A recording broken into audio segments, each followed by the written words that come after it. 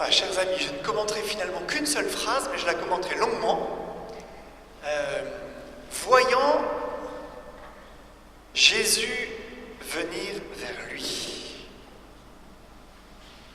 Finalement, souvent, c'est les introductions d'évangiles, on les passe vite, on regarde vite ce qui se passe à la suite, mais finalement, moi, je vais m'arrêter là-dessus pour continuer notre chemin. Vous savez, commencé la semaine dernière, pour ceux qui étaient là, un chemin commencé autour d'un message sur la prière qu'on voudrait poursuivre pendant tout un mois encore, pour nous introduire à la prière, pour nous lancer dans la prière. Et je sais que certains d'entre vous ont vraiment fait toute cette semaine des petits pas, tout un petit pas pour découvrir à nouveau Jésus dans la prière, pour peut-être voir Jésus venir vers nous. Finalement, c'est ça. Jésus vient à toi. Jésus vient à toi, et faut-il encore le voir? Jésus vient à toi, mais c'est la suite de Noël. On est en plein dans Noël, c'est encore Jésus qui est là. Mais faut-il encore faire un déplacement intérieur pour le voir? Parce que finalement, c'est pas tant nous qui nous déplaçons que lui. C'est lui qui vient dans notre monde. À Noël, c'est ça. Et qui se manifeste aux yeux de ceux qui veulent bien le voir. Qu'est-ce que ça veut dire, épiphanie? Ça veut dire quoi? Manifestation. Il y en a qui sont au point là, c'est bien. Manifestation. C'est Dieu qui vient se manifester. C'est Dieu qui se laisse montrer. C'est Dieu qui se laisse voir à celui qui veut bien le voir. Et Jean a de tels yeux qu'il est capable de voir non seulement Jésus venir à lui, mais qu'il est capable de voir l'Esprit Saint posé sur lui.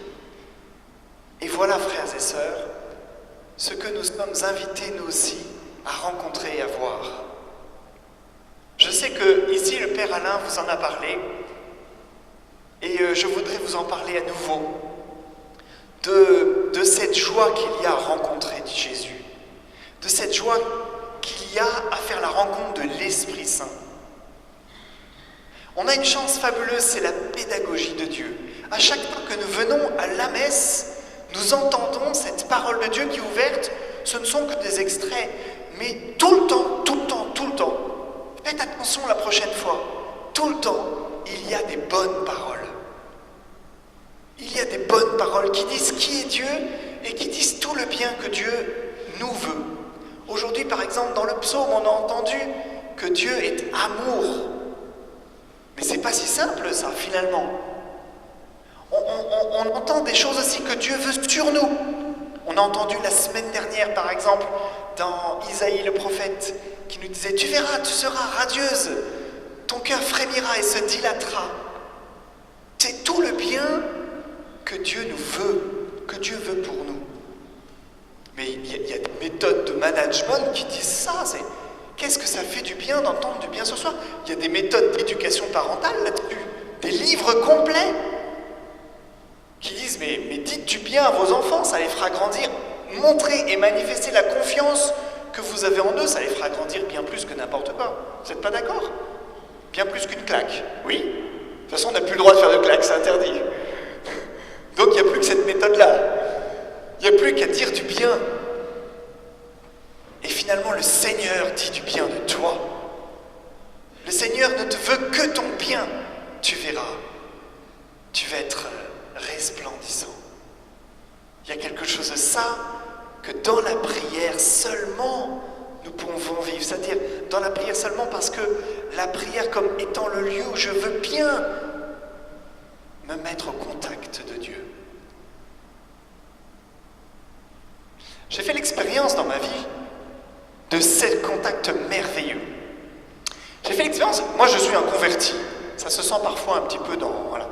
Je suis un converti du Seigneur, vers l'âge de 22 ans, j'ai fait la rencontre de Dieu. Et en fait, quand on est un converti, on reçoit, enfin moi c'est comme ça que ça m'est arrivé, j'ai reçu énormément de grâce. Ce que Saint Paul nous disait dans la deuxième lecture, à vous grâce et paix, voilà ce que je vous souhaite. Toutes les grâces que j'ai reçues, je vous le souhaite. J'ai reçu énormément de grâces, c'est-à-dire quelque chose d'un cœur qui reçoit de l'amour, d'un cœur qui se dilate, qui fait la rencontre du Dieu vivant et vrai. Et ça a été, je ne suis pas le seul à avoir fait cette expérience, je suis sûr qu'on est très nombreux dans cette assemblée, et en tout cas autour de vous, il y a plein de gens qui font cette expérience-là, de manière toute petite ou de manière immense. Et moi, je l'ai faite de manière immense, enfin voilà, c'est vraiment ça, comme ça que je l'ai reçu, à tel point que mon cœur, en fait, recevait tellement de grâce. Pendant des mois et des mois, j'ai reçu des choses énormes. Je pleurais de joie dans la rencontre avec le Seigneur. Chaque fois que j'allais à l'Eucharistie, je repleurais de joie à nouveau. Enfin, j'ai pleuré pendant 6 mois, pour vous dire. Hein. Mais de joie. Vous avez déjà pleuré de joie? Ça vous est déjà arrivé? C'est une expérience incroyable. Hein. D'habitude, on pleure pour autre chose. Hein. Peut-être parmi vous, il y en a qui pleurent parce qu'ils ont vécu des funérailles cette semaine. C'est pas pareil. Hein. Mais moi, je vous assure qu'on peut aussi verser des larmes, mais d'une joie immense. À tel point qu'à un moment, j'ai dit au Seigneur, stop, j'en peux plus. Je recevais tellement de joie, j'avais l'impression que mon cœur se dilatait, ça remplissait mon torse, c'était quelque chose d'incroyable. Mais à un moment, j'ai dit, mais stop Seigneur, j'en peux plus. Mon cœur est trop petit, il ne peut pas recevoir tout ce que tu veux me donner. Stop, le reste, tu me le donneras au paradis. J'ai reçu pour le reste de ma vie, là, c'est bon. Et le Seigneur m'a exaucé. Voilà des lieux où le Seigneur exauce, vous voyez. Le Seigneur m'a exaucé, il a arrêté de me donner tant. Mais d'une certaine manière, c'était un signe pour me dire, voilà ce que tu vas recevoir plus tard. C'est ça. Et maintenant, tout le reste de ta vie, prépare ton cœur à recevoir, à être un contenant immense pour recevoir tout l'amour que je veux te donner. Ouais, c'est ça, pour les siècles des siècles. Amen. Pour les siècles des siècles, amen. C'est ça que le Seigneur veut vous donner pour les siècles des siècles. C'est pas un ennui mortel, c'est un amour immortel pour les siècles des siècles, amen. Ça, c'est magnifique. Alors, frères et sœurs, je sais que le Père Alain a parlé la semaine dernière de quelques objections. Je voudrais revenir dessus, voire même en ajouter. Parce que nous avons des objections qui nous empêchent d'aller à la prière, d'aller à la rencontre de cet amour qui veut se donner. Alors je vais essayer de m'en souvenir. J'en ai développé 4, ça augmente, vous voyez, pour ceux qui m'ont déjà entendu la semaine dernière. J'en ai développé 4.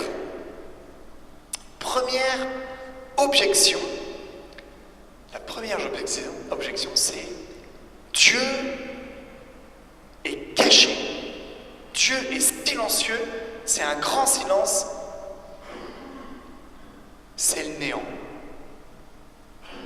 Eh bien, mes amis, c'est pas vrai. Le silence de Dieu n'est pas du néant. Le silence de Dieu, ce n'est pas rien. C'est vrai que Dieu est silencieux. C'est vrai qu'on a du mal parfois à percevoir sa présence. C'est vrai que parfois on a du mal à le voir venir à nous. C'est vrai. Je suis comme vous. Il y a des moments où et souvent je fais cette expérience. Où es-tu, Seigneur? Et notamment, où es-tu, Seigneur, dans les moments où j'ai besoin de toi? Où es-tu, Seigneur? Le silence de Dieu n'est pas une absence. Le silence de Dieu, c'est justement une présence.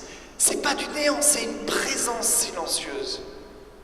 C'est la présence silencieuse de celui qui est là et qui t'écoute. Vous savez l'expérience du prophète Élie, quand il est poursuivi dans le désert, il vient d'avoir des affaires avec des prophètes, il les a fait massacrer, et du coup il se retrouve tout seul, poursuivi par tout le monde, et qui va se réfugier dans une grotte. Et là il crie vers Dieu. Et il y a un orage qui arrive. Mais Dieu n'est pas dans l'orage. Vous connaissez cette histoire? Non, vous ne la connaissez pas? Bah si, quand même. Et là, il y a un grand vent qui arrive. Et Dieu n'est pas dans le grand vent. Et il y a le tonnerre, et Dieu n'est pas dans le tonnerre. Et il y a un grand froid, Dieu n'est pas dans le grand froid. Et là, Dieu est dans quoi? Dieu est dans le bruit, le fin bruit d'un silence. En fait, en hébreu, c'est ça qui est dit. Alors on traduit le bruit d'une brise légère. Non, c'est dans le fin bruit d'un silence. Dieu est on prend conscience que dans ce calme apparent, ce temps silencieux qu'il a su prendre en lui-même, Dieu est là. Il y a un grand mystique qui disait « Je ne suis jamais seul que lorsque je suis seul, parce que alors je prends le temps de prendre conscience qu'il est là. » Et peut-être que c'est nous qui ne sommes pas là souvent dans nos vies. Peut-être que nous, on est tellement agités et tellement dans le bruit qu'il y a plein de moments où nous ne sommes pas là et nous ne prenons pas conscience que Dieu est là. C'était la première objection. Un Dieu caché. Non, il n'est pas caché. Il est là à ton écoute. Ça va? Première objection. Deuxième objection, et là je vais témoigner de moi, de ma vie. Deuxième objection, oui, ça m'est déjà arrivé de prier, de demander des choses à Dieu, mais il ne m'a pas répondu. Alors bon, c'est bon, j'arrête. Si Dieu ne répond pas, c'est fini, quoi. Je ne vais pas recommencer une deuxième fois, une troisième fois, j'arrête. Chers amis, qui est tout puissant dans ce cas-là? C'est Dieu ou c'est vous? Quand vous demandez ça à Dieu, quand vous dites « je fais une prière, il faut que tu me répondes », qui est tout puissant? C'est Dieu ou c'est toi? Ouh, attention là, hein? Attention parce que c'est plus tellement la foi chrétienne là. Ça ferait un Dieu, vous savez, distributeur automatique. Je mets ma carte bleue, je tape un code, hop, c'est magique, je reçois 100 €. C'est pas ça Dieu, hein? Ça peut pas être comme ça. Non, Dieu n'est pas comme ça. Dieu n'est pas celui-là. Alors moi, quand j'avais 12 ans, je vais vous raconter, j'étais pas très bon en mathématiques. Est-ce que ça arrive là? Il y en a parmi vous, ils n'étaient pas bons en mathématiques. Non, c'est bon là? Il y en a un là, deux là. Bon, vraiment pas bon. J'avais 12 ans, j'étais en 5e. Alors, eh bien, en fait, il s'est passé, je ne sais pas ce qui s'est passé, c'est que j'ai été saisi comme d'une angoisse, parce que bon, je travaillais pas bien en mathématiques, et puis il y avait un devoir, je ne sais pas si le devoir s'était déroulé ou si c'était juste avant qu'il se déroule, je ne me souviens plus très bien, mais j'ai été saisi d'une angoisse à ce moment-là, parce que j'avais pas bien bossé, que j'étais nul, et je me mets à prier Dieu. Et ça m'a marqué parce que c'était ma première immense expérience de prière. Je prends le matelas de mon lit, je le descends de mon lit, je le mets par terre, je le mets sous la fenêtre, je me mets à genoux dessus et je commence à joindre les mains et je dis « Seigneur, s'il te plaît, une bonne note. » Et quand je vous dis que je le supplie quoi. C'est-à-dire, je ne reste pas 5 minutes ou 10 minutes à le prier. Je prie pendant 2 heures. Vous voyez, quand même, hein, c'est pas une petite prière que je lui ai faite là. Pendant 2 heures, de 10 heures du soir à minuit. Je prie, je supplie, je manifeste que j'en ai envie, je pleure des larmes de supplication. Vraiment, je le supplie, quoi. Réponse de Dieu. D'après vous, combien? Ceux qui m'ont entendu la semaine dernière, taisez-vous. D'après vous, combien? 4. Qui dit mieux? 2. Oula. 5. Vous n'avez pas bien confiance en Dieu, vous, hein? 7. 18. Oh là là là là. Non, c'est tout? Ah, 10. Exactement. J'ai eu 10. Mais alors, c'est quoi ça, 10? Tu m'as répondu ou tu m'as pas répondu? C'est quoi ça? J'aurais eu 2. Bon, c'est clair? J'aurais eu 18. Ah, c'était clair aussi. Mais 10, tu m'as répondu ou tu m'as pas répondu? La moitié du chemin. Exactement. Et alors, c'est justement ça.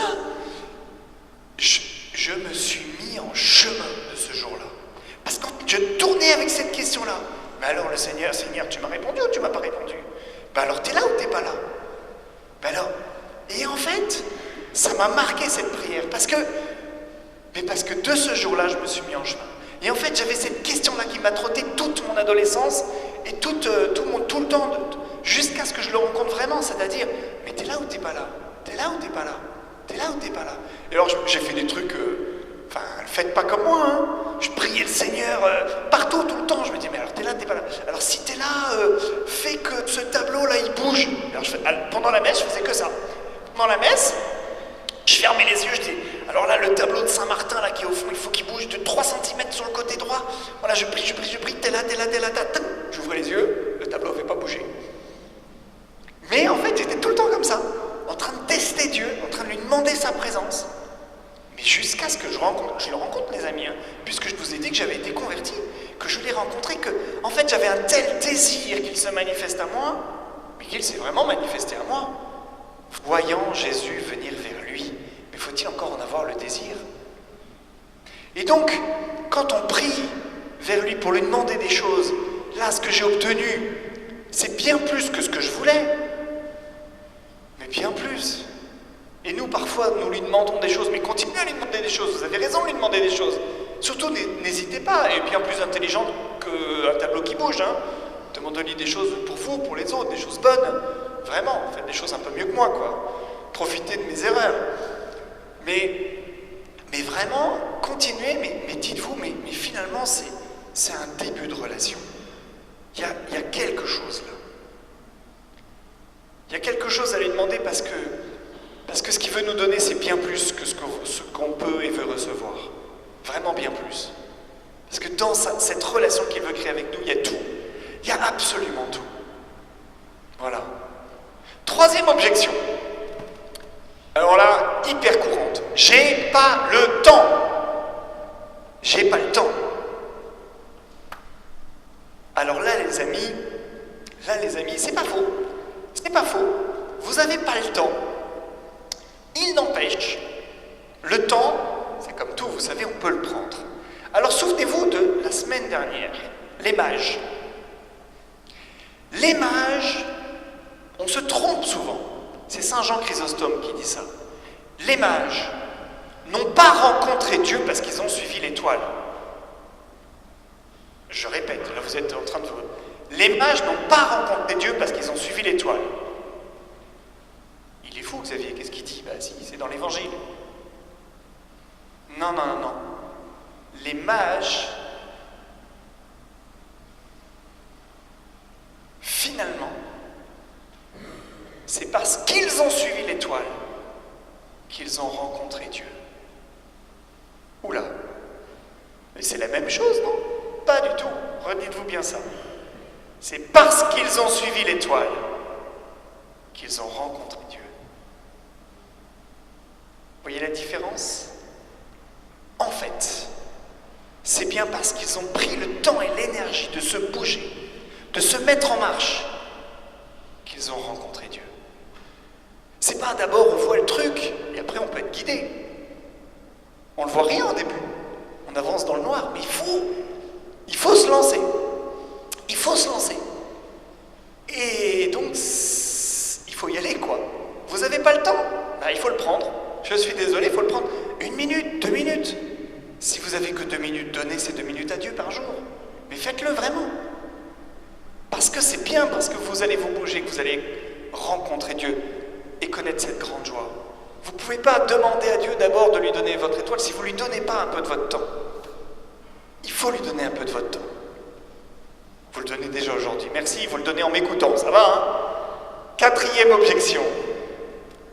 La 4e objection, d'une certaine manière, la 4e objection, elle va avec l'amitié, justement. Je ne sais pas quoi dire à Dieu. Je ne sais pas quoi lui dire. J'ai déjà essayé de prendre du temps, puis je m'ennuie en fait. Je ne sais pas quoi lui dire. Ben dites-vous bien que Dieu veut juste être votre ami. C'est de l'amitié. Ben de l'amitié, un ami, on lui dit quoi? Racontez-lui votre journée. Tout simplement. Parlez-lui. Dites-lui tous ceux que vous aimez. Parlez-lui de cette rencontre que vous venez de faire. Dites-lui merci pour ça. Demandez-lui des choses. Un ami, on lui parle. C'est comme dans un couple, hein. Qu'est-ce que tu as fait aujourd'hui? On lui parle, on se dit des choses.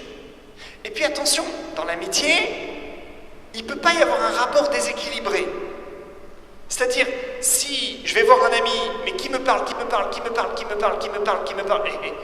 et quand est-ce que je parle, moi? Quand est-ce que tu m'écoutes? Un moment dans l'amitié, eh bien à un moment, il faut que j'écoute. C'est-à-dire, je peux parler à Dieu, je peux lui raconter ma journée, mais à un moment, je me mets en silence. Et tout simplement, j'écoute ce que lui, il a à me dire. Isaïe nous disait ça, hein. Maintenant, le Seigneur parle. C'est-à-dire, à un moment, tu lui dis ta journée, et à un moment, tu te dis cette phrase, maintenant, le Seigneur parle. C'est maintenant. Maintenant, je me mets en écoute. Et je me mets à l'écoute dans ce silence de sa présence. Juste une chose, et maintenant je termine avec ça. Qu'est-ce qui s'est passé la semaine dernière? La semaine dernière, à la fin, on vous a proposé de vous engager à prier, à faire un petit pas chaque jour. Qu'est-ce qui s'est passé? On aurait pu vous distribuer la feuille de prière. On avait préparé une feuille de prière pour 15 jours, on aurait pu vous la distribuer. On ne vous l'a pas distribuée. On s'est mis devant, et vous êtes venus, vous l'avez reçue. C'est vrai? C'est comme ça que ça s'est passé. Hein? Eh bien, en fait, il y avait deux choses qui se jouaient là. Votre propre liberté de venir ou de ne pas venir, de vous mettre en marche, comme les mages, avant de percevoir l'étoile. Et il y avait autre chose qui se jouait de beaucoup plus important, beaucoup plus essentiel. Parce que finalement, quand vous vous êtes avancé jusque-là, vous vous êtes avancé comme on avance à la communion, dans la procession de communion. Et quand vous vous êtes avancé, finalement, vous vous êtes rapproché de l'autel, le lieu où est le Christ, le lieu où le Christ se donne et se manifeste à chaque Eucharistie. Et finalement, en venant là, devant, vous étiez en train de recevoir l'Esprit Saint. En vous rapprochant de Jésus, c'est l'Esprit Saint que vous avez reçu.